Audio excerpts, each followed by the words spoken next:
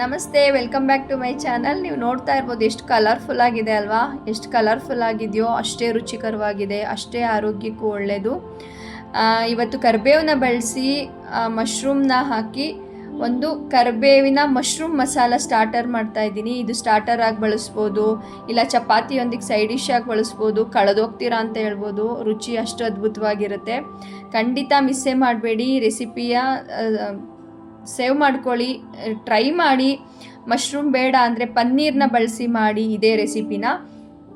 ಈಗ ನಾನೊಂದು 300 ಗ್ರಾಮ್ನಷ್ಟು ಮಶ್ರೂಮ್ನ ನೀಟಾಗಿ ಕ್ಲೀನ್ ಮಾಡಿ ದೊಡ್ಡ ಗಾತ್ರ ಕಟ್ ಮಾಡಿ ಎತ್ತಿಟ್ಕೊಳ್ತಾ ಇದ್ದೀನಿ. ಒಂದು ಮಶ್ರೂಮ್ನ 2 ಭಾಗ ಅಥವಾ 3 ಭಾಗ 4 ಭಾಗ ಆ ಮಶ್ರೂಮ್ ಹೇಗಿದೆ ಅದ್ರ ಸೈಜ್ ಪ್ರಕಾರ ಕಟ್ ಮಾಡ್ಕೊಳ್ಳಿ, ದೊಡ್ಡ ಗಾತ್ರಕ್ಕಿರಲಿ. ನಂತರ ಒಂದು ಪ್ಯಾನ್ಗೆ 1-2 ಸ್ಪೂನ್ ಅಡುಗೆ ಎಣ್ಣೆ, 1 ಫುಲ್ ಬಿಡಿಸಿರೋ ಅಂಥ ಬೆಳ್ಳುಳ್ಳಿ, 1-2 ಇಂಚಿನಷ್ಟು ಶುಂಠಿ, ಮತ್ತು ನಿಮ್ಮ ಖಾರಕ್ಕೆ ಅನುಗುಣವಾಗಿ 4-5 ಹಸಿಮೆಣಸಿನ್ಕಾಯಿ, 1 ಇಡಿಯಷ್ಟು ಫ್ರೆಶ್ ಆಗಿರಬೇಕು ಕರಿಬೇವು, ಅದನ್ನು ಸೇರಿಸ್ಕೊಳ್ತಾ ಇದ್ದೀನಿ. 1 ಮುಷ್ಟಿಯಷ್ಟು ಕೊತ್ತಂಬರಿ ಸೊಪ್ಪು, ಎಲ್ಲವನ್ನೂ ಒಂದು 3 ನಿಮಿಷ ಸಣ್ಣ ಊರಿನಲ್ಲಿ ಫ್ರೈ ಮಾಡಿಕೊಂಡ್ರೆ ಸಾಕು. ನೋಡಿ ಈ ಹದಕ್ಕಿರಲಿ. ಈಗ ಇದನ್ನು ಒಂದು ಪ್ಲೇಟಿಗೆ ಎತ್ತಿಟ್ಕೊಳ್ತಾ ಇದ್ದೀನಿ. ಇದು ತಣ್ಣಗಾದ್ಮೇಲೆ ಅದನ್ನು ಗ್ರೈಂಡ್ ಮಾಡಿ ಪೇಸ್ಟ್ ಮಾಡ್ಕೋಬೇಕು. ನಂತರ ಅದೇ ಪ್ಯಾನ್ಗೆ 1-2-3 ಸ್ಪೂನ್ ಅಡುಗೆ ಎಣ್ಣೆ ಹಾಕಿ, ಸ್ವಲ್ಪ ಜೀರಿಗೆ, ನಂತರ ಕಟ್ ಮಾಡಿ ಇಟ್ಕೊಂಡಂತಹ ಮಶ್ರೂಮ್ನ ಚೆನ್ನಾಗಿ ವಾಶ್ ಮಾಡಬೇಕು. ಉಪ್ಪು ಮತ್ತು ಒಂದು ಸ್ವಲ್ಪ ಗೋಧಿ ಹಿಟ್ಟನ್ನ ಹಾಕಿ ವಾಶ್ ಮಾಡಿ ಚೆನ್ನಾಗಿ ನೀಟಾಗಿ ವಾಶ್ ಮಾಡಬೇಕು ಮಶ್ರೂಮ್ನ 1-2-3 ಸಲ. ನಂತರ ನೀವು ಈ ಥರ ದೊಡ್ಡ ಗಾತ್ರ ಕಟ್ ಮಾಡ್ಕೋಬೇಕು. ಮಶ್ರೂಮು ಫ್ರೆಶ್ ಆಗಿರಬೇಕು, ಒಳಗಡೆ ಎಲ್ಲ ಕಪ್ಪಾಗಿರಬಾರ್ದು, ಫ್ರೆಶ್ ಆಗಿರಬೇಕು, ತುಂಬ ಚೆನ್ನಾಗಿರುತ್ತೆ. ಮಶ್ರೂಮ್ ಬೇಡ ಅಂದರೆ ಪನ್ನೀರ್ನ ಬಳಸಿ ಇದೇ ರೆಸಿಪಿ ಮಾಡಿ. ನಂತರ 1 ಈರುಳ್ಳಿನ ಈ ರೀತಿ ದೊಡ್ಡ ಗಾತ್ರಕ್ಕೆ ಕಟ್ ಮಾಡಿ ಸೇರಿಸ್ಕೊಳ್ತಾ ಇದ್ದೀನಿ.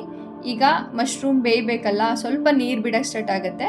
ಉಪ್ಪು ಮತ್ತು ಅರಿಶಿನ ಹಾಕಿದ್ರೆ ಉಪ್ಪನ್ನೆಲ್ಲ ಹೀರ್ಕೊಂಡು ಕರೆಕ್ಟ್ ಹದಕ್ಕೆ ಬೆಂದು ರೆಡಿ ಆಗುತ್ತೆ. ತುಂಬ ಹೊತ್ತೇನು ತಗೊಳ್ಳಲ್ಲ, 1-2 ನಿಮಿಷ ಅಥವಾ 3 ನಿಮಿಷದಲ್ಲಿ ಬೆಂದ್ಬಿಡುತ್ತೆ ಇದು. ನಂತರ ಸ್ವಲ್ಪ ಕರಿಬೇವನ್ನ ಕೂಡ ಹಾಕ್ಕೊಳ್ತಾ ಇದ್ದೀನಿ. ಕರಿಬೇವು ಧಾರಾಳವಾಗಿ ಹಾಕ್ಕೊಳ್ಳಿ, ಅದ್ರ ಫ್ಲೇವರ್ ಅದ್ಭುತವಾಗಿರುತ್ತೆ.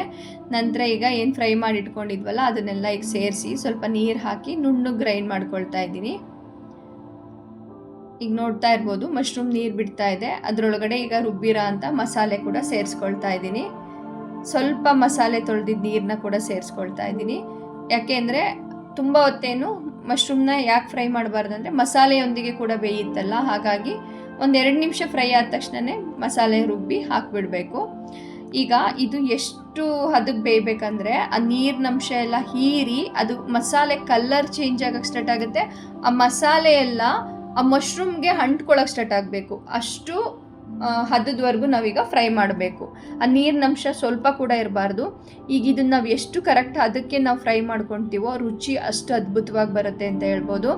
ನೀರಿನಂಶ ಫುಲ್ ಹೋಗಿ ಕಲರ್ ಚೇಂಜ್ ಆಗಿ ಆ ಮಶ್ರೂಮ್ಗೆ ಆ ಮಸಾಲೆ ಎಲ್ಲ ಅಂಟ್ಕೊಳ್ಳೋಕೆ ಸ್ಟಾರ್ಟ್ ಆಗಬೇಕು, ಮತ್ತು ಎಣ್ಣೆ ರಿಲೀಸ್ ಆಗೋಕ್ಕೆ ಸ್ಟಾರ್ಟ್ ಆಗಬೇಕು, ಆಯಿಲ್ ಬಿಡಬೇಕು ಈ ಮಸಾಲೆಯಿಂದ. ನೀವು ನೋಡ್ತಾ ಇರ್ಬೋದು ಸಣ್ಣ ಊರಿನಲ್ಲಿ ಮಿಕ್ಸ್ ಮಾಡ್ತಾ ಮಾಡ್ತಾ ಮಾಡ್ತಾ ಮಾಡ್ತಾ ಅದ್ರದ್ದು ಕಲ್ಲರು ಚೇಂಜ್ ಆಗ್ತಾ ಇದೆ, ಮತ್ತು ಆ ಕನ್ಸಿಸ್ಟೆನ್ಸಿ ನೀವು ಗಮನಿಸ್ಬೋದು. ಆ ಮಶ್ರೂಮ್ಗೆ ಆ ಮಸಾಲ ಅಂಟ್ಕೋಬೇಕು. ಆ ಹಂತದವರೆಗೂ ನೀವು ಈ ರೀತಿ ಬಿಡದೆ ಮಿಕ್ಸ್ ಮಾಡ್ತಾ ಇರಬೇಕು. 8-10 ನಿಮಿಷಕ್ಕೆ ರೆಡಿ ಆಗಿಬಿಡುತ್ತೆ ಇಷ್ಟು ಹದಕ್ಕೆ.